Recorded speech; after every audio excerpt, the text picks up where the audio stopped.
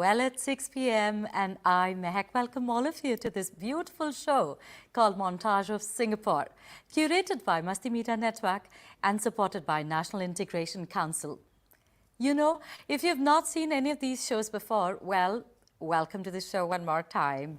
This is a very special show where we try and bring in various different flavors of Singapore right across to you. We bring in people from diverse backgrounds. We get to talk to them, get to know their stories, and also at the same time, you know, a beautiful way of trying to see how we can integrate more people who are coming into Singapore, who've been living here for a long time, maybe find it a little difficult to be here in different ways. They want to learn various things, and we try and get to know about people a little more. And today also, that's exactly what we can do through a beautiful lens of somebody who is the guest on the show this evening. But before that, let me bring some beautiful memories and highlights of the last episode of Montage of Singapore for you.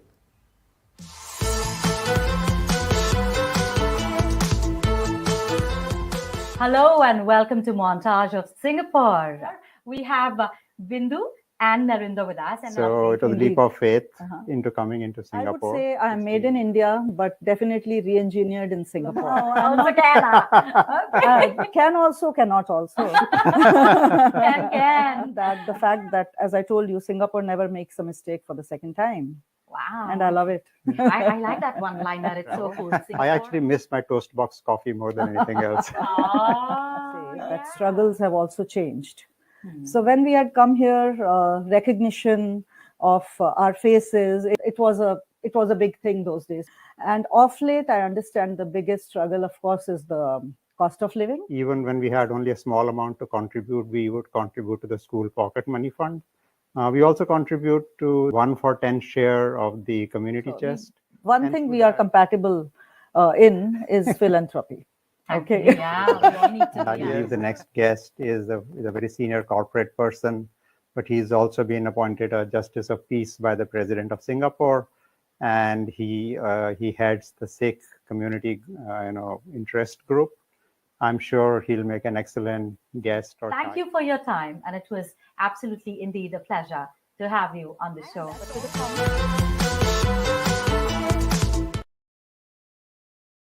Well, those were the highlights of the last episode right here on Montage of Singapore. I hope that you enjoyed that one. And in today's edition, we have somebody very special who's representing a very special community here. And that's not all. He makes sure that this community has can reach out to various other communities and can share multicultural affairs. They can talk about each other, learn a lot of stuff, and we'll talk more about him, but after this very, very short break.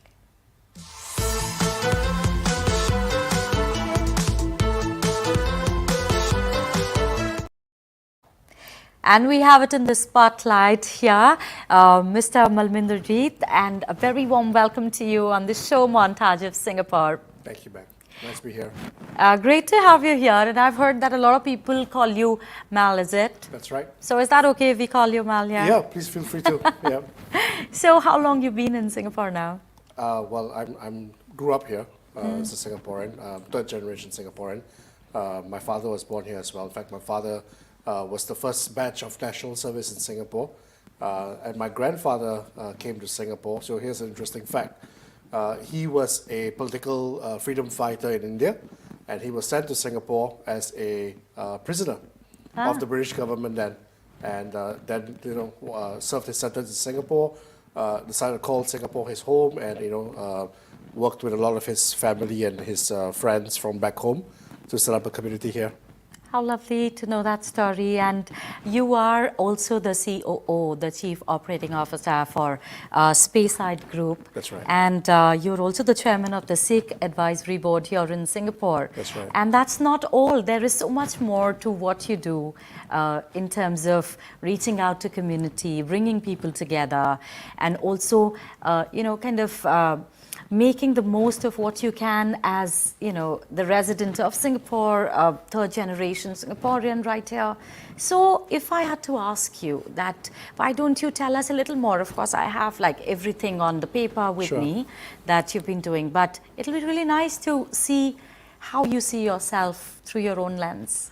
Well, I'm someone who's benefited a lot from the system in Singapore, from society in Singapore, and therefore believe very strongly in contributing back to, you know, the society here.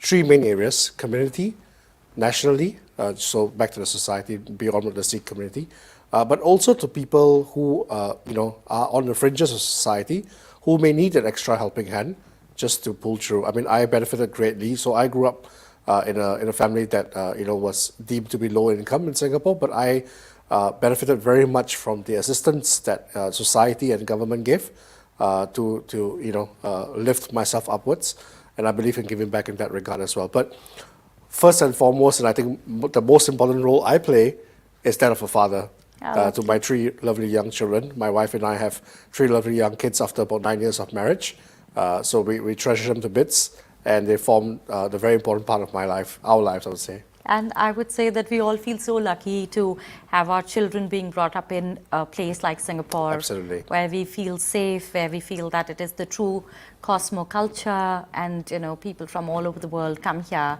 And we still feel so safe about, you know, how we're living, what we're doing. And great place to raise those kids, right? I can't agree more. Yeah, I think that's a wonderful feeling. So tell me a little bit about, you know, you have been recently appointed by the President of Singapore as a Justice of Peace. So what does that really mean? If you could, you know, tell a little bit more about that. Sure. Well, a lot of people have this misconception that Justices of Peace in Singapore, the sole job of the JP, as so-called, is to do marriage solemnization. And a lot of people think that marriage solemnizers who they see are Justices of Peace. They're two very different things. So Justices of Peace can do marriage solemnization if they choose to do so. Marriage solemnizers who are appointed by the Ministry of Social and Family Development are separate from Justices of Peace per se. So Justices of Peace are given powers by the President to act according to the powers bestowed upon them by the law. Now, these are wide-ranging. They could include, you know, filing complaints, official complaints to the government by the powers given by the Children and Young Persons Act. That's one. We could also sit on the board of visiting justices you know, to the prisons, Singapore prisons, and at the same time also have the ability to sign search warrants for the police as well. Okay, so that's quite a bit of scope of... It is wide-ranging. Yeah, responsibilities and stuff that you are supposed to do. And with your regular work as well, you are more of, you know, who would know the regulation, how to operate things in Singapore. And that is what you advise probably some of the companies who come to Singapore from outside. Is that correct? That is part of the job that I do, yes. You know, we look at multinationals who operate in Asia Pacific and the regulatory frameworks that they operate within, policy frameworks as well, and how best they can navigate those for their different business areas. So that's definitely one of the areas.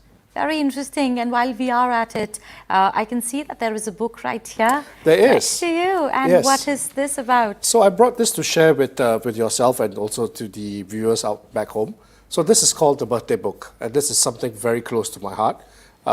This was started in 2015 by myself and a very dear friend of mine. And this was 2015, viewers may remember, was a very special year in Singapore, where Singapore celebrated SG50, the 50th anniversary of Singapore. And there were several you know, celebrations, several things being done to commemorate Singapore's birth anniversary. And we wanted to provide a platform where emerging voices in Singapore could also have a say in shaping Singapore's future, right? So we came up with the idea of the birthday book. So this book is launched every year, a different prompt every year. The first book, this is the first book, this 2015, was edited by myself. It's titled, What's Singapore's Next Big Thing, right? So basically this is a prompt, and we have 51 people in line with Singapore's age in 2016, 51. People respond to what they thought was Singapore's next big thing.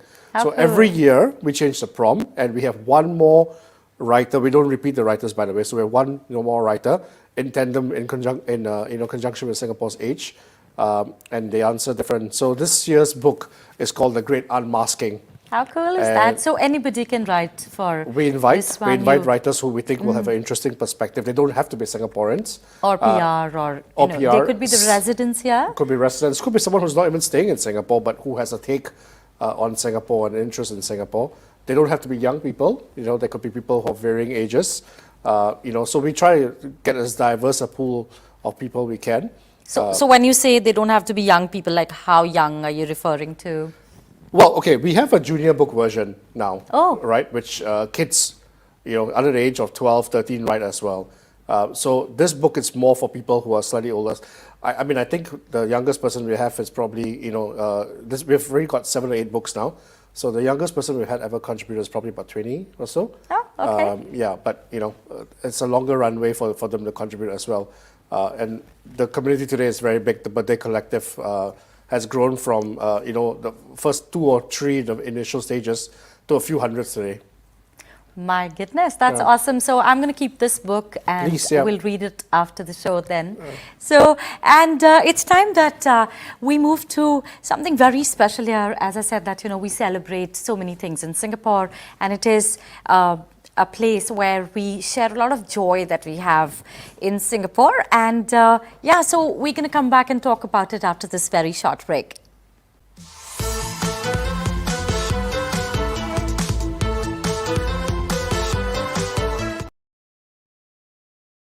Welcome back to Montage of Singapore, a show curated by Masti Media Network and supported by National Integration Council.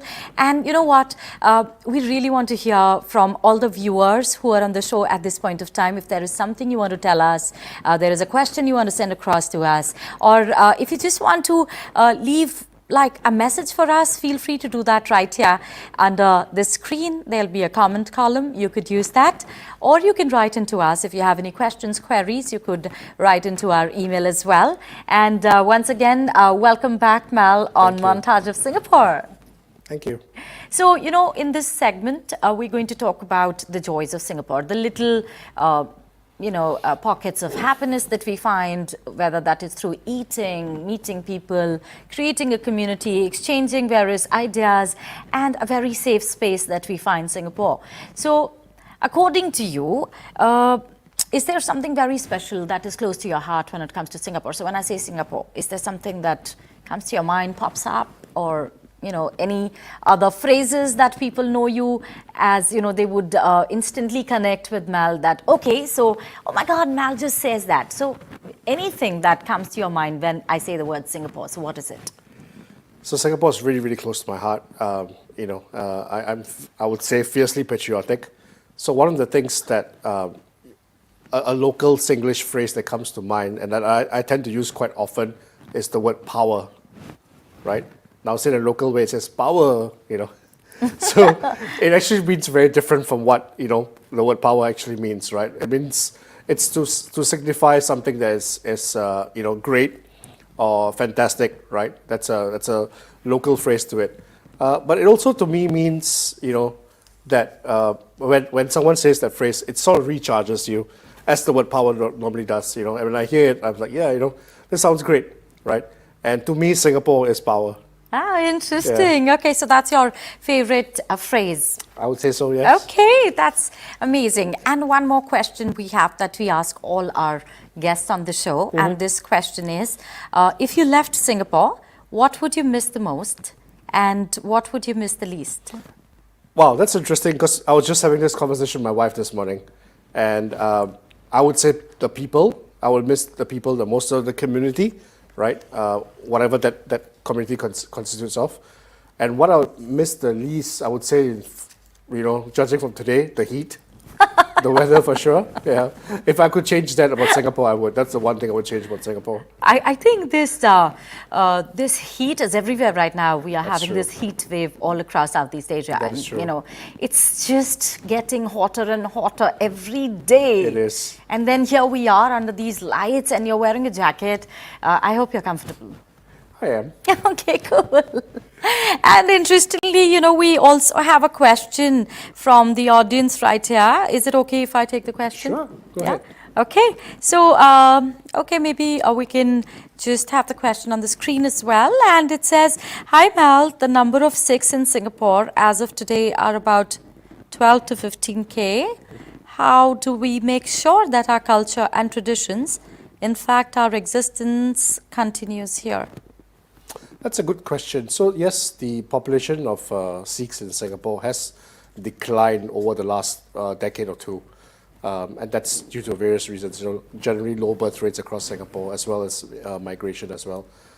How do we continue to preserve that and project that? I would say there are a lot of opportunities, where minorities in Singapore, their rights and their positions are enshrined within the policy and legal frameworks in Singapore. I don't have to name there's so many of those around. But I would say also that, the different institutions in the community do that as well. So, I mean, we have 7 gurdwaras in Singapore. They are at the forefront of, making sure that the religious and spiritual aspects of being a Sikh are very much intact. We have the Singapore Khalsa Association, which makes sure that the cultural and sporting aspects of being a Sikh or a Punjabi in Singapore are intact as well. Then we have other organizations like the Young Sikh Association, of which I was a member before, which looks at the interests of younger children. And certainly, the organization I'm currently a part of, the Sikh Advisory Board, which plays an important role in bridging that bring that conduit between the Sikh community and the Singapore government, so that, even though we're a small community, we're a minority within a minority, I like to say, but our views are often heard. Even for the smallest of policy changes, our views are heard. Oh, that's good to know. Yeah. Oh, yeah. So, because you are there at the advisory board, and I'm sure that you're a part of a lot of conversations that happen, and then you have to give the feedback of the, feelings of the people, or how well connected or how comfortable they feel about any change. So, it is a kind of a big responsibility. I do understand that, but at the same time, I think you're doing a great job. I've been to all these community interesting festivals, whether it is Lohri or it is Baisakhi or any other celebration. So it's so much of fun to go and be a part of that. So yeah, it's pretty neat work. It is a very vibrant community, and we're very pleased and very fortunate to have not just members of the community who are very inspired and very much plugged into the community, but also institution heads and institutions who are very responsible, very accountable, at the same time, go an extra mile to make sure that, the community is well positioned. That's very good to know, and thank you so much for sharing that with us here on the show. And in fact, at this point of time, I will go to the audience right now, and our audience might already be aware that every episode we have something special for them, and it is called the trivia section. So we'll talk about that, and I'm going to come back and ask you a question. Stay right here.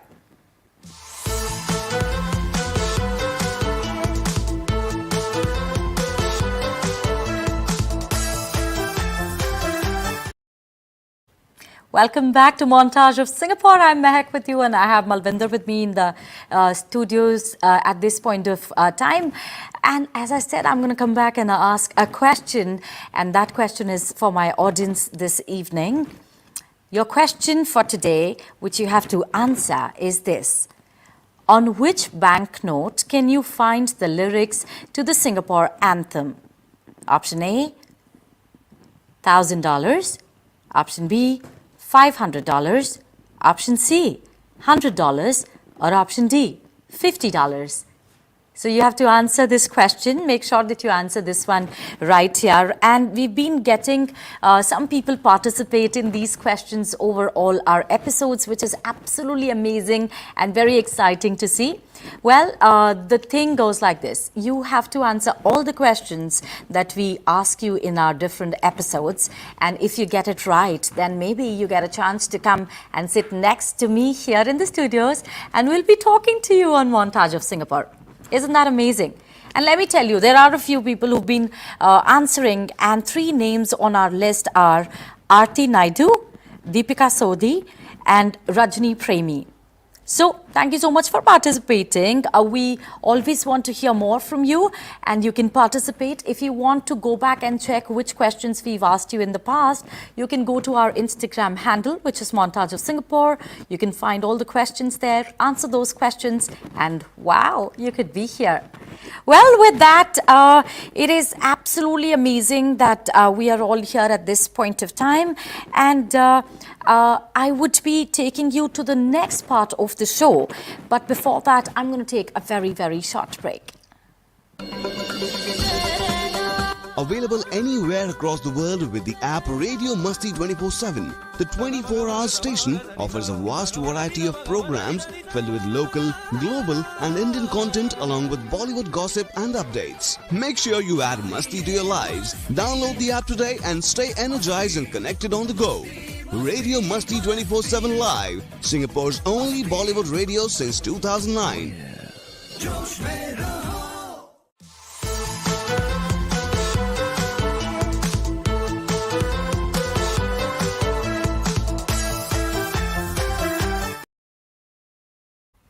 Welcome back to Montage of Singapore. One of my favorite parts of this show is this one, where we talk about community champions. And of course, Mal is one of the community champions who's right here sitting with us in the studios of Masti Media Network. And Mal, I want to know from you that as Chair of the Sikh Advisory Board, which advises the Singapore government on all the matters pertaining to the Sikh community. Do you believe that there is enough done to keep the interest of the minority communities in Singapore, or you think there is more scope and more can be done? No, as I've said before, I think the minorities' interests in Singapore are, highly projected. I would say, Singapore is one of the best places in the world to be a minority, ethnic or religious minority. I think there's a lot being done. Whether you say there's enough done, I think enough is a very fluid term because the needs of the minorities do change from time to time and are dynamic themselves. So it's constant work in progress. But I would say there's a lot being done and a lot of support, definitely. Okay. Yeah. And do you think for the racial harmony, is there something that we could do, what people could do to perhaps have better of it or feel more comfortable? Because we do see there are people of different races and communities here. Yeah. We have a very, very active interfaith circle in Singapore, interfaith scene in Singapore. I mean, I'm involved in this, but there are people and friends who are deeply involved in this, and several non-profits, several organizations. Friends of mine run organizations like Harmony Center, Roses of Peace, different ones as well. A lot of champions in their own individual rights, and as well as a lot of support from the government. So we work closely with the MCCY, which has a very deep support for all these individual players and organizations, as well as the broader landscape. But I would say as individuals, I think we can all play a part, and we should play a part.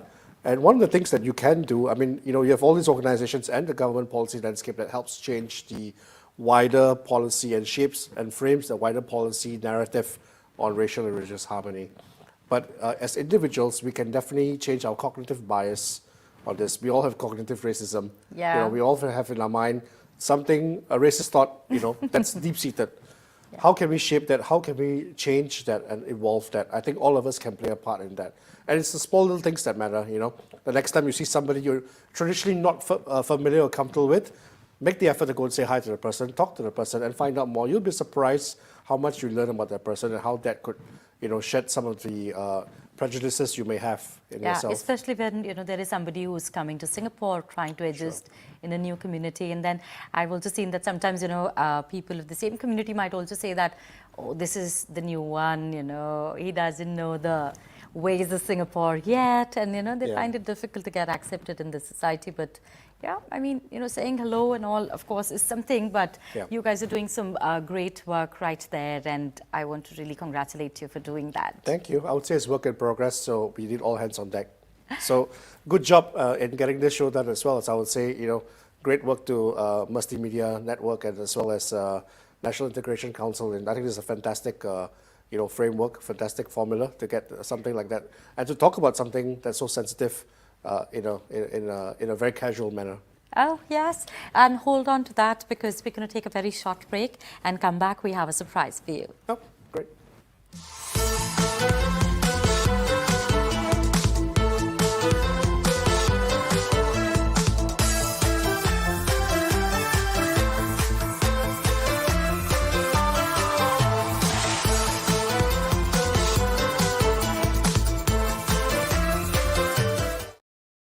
So here we have this beautiful frame for you, which is actually clicked by 9 studios, and there are only 13 editions of it here in Singapore. Wow. And I want to tell you that the colored version of it is just behind you as the backdrop. That's right. Yeah. So that, you know, this is something that I want to give to you so Thank you can you. take back home. Thank you. Have the memories of Montage of Singapore with you. Thank you And very much. It's lovely to have you in the studios tonight. Thank you. This is such a gorgeous gift. You want to have Thank a look you so at it? much. Yes, thank you. Yeah, I appreciate it. Thanks for having me. It's a pleasure, absolutely. And do spread the word about Montage of Singapore, and Sure. also, you know, let us know how did you like it? How did your friends enjoy this show this evening? We would love to hear from them as well. Sure. Yeah? Yeah. Thank you so much, Malvinder, for joining us this you. evening on the show. And before Malvinder goes, I want to request him to quickly tell us, because it is a montage, so it's like, you know, one break after the other. So I want you to introduce the next guest who is going to be on the show with us. Sure. Well, she's a Singaporean lady, very famous name in the culinary scene in Singapore. In fact, her restaurant that she's involved in is one of my favorite Indian restaurants in Singapore. And I would say that many Indian mothers have her recipe books in their library for sure. So I'm looking forward to, listening to her next week. Awesome. So yes, I'm also looking forward to have her in the studios. Thank you so much one more time. Yeah, my pleasure. And it was indeed a pleasure to meet all of you today. Thank you so much for joining our show, Montage of Singapore, which is curated by Masti Media Network and supported by National Integration Council. This is Mehak saying goodbye. See you on the next show. Bye.